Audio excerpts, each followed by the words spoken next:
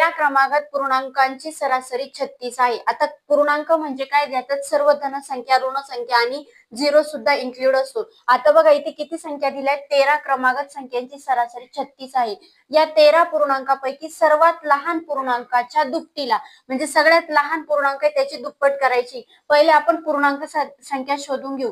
आता बघा पूर्णांक संख्यांची सरासरी म्हणजेच काय असतो, मध्यमान असतो. म्हणजे इथे जर 36 असेल तर इकडे टोटल 6 संख्या असतील आणि इकडे किती असतील, टोटल 6 संख्या असतील. म्हणजे किती या झाल्या, 6 आणि 6 12 आणि ही आहे 13 झाली. म्हणजे त्यांची काय असणार आहे, सरासरी असणार आहे. बघा 36, 35, 34, 33, 32, 31 आणि 30. म्हणजे सगळ्यात छोटी संख्या काय आली, 30 आली. आता बघा इथे 37, 38, 39, 40, 41, 42. इथे सगळ्यात मोठी काय आली, 42 आली.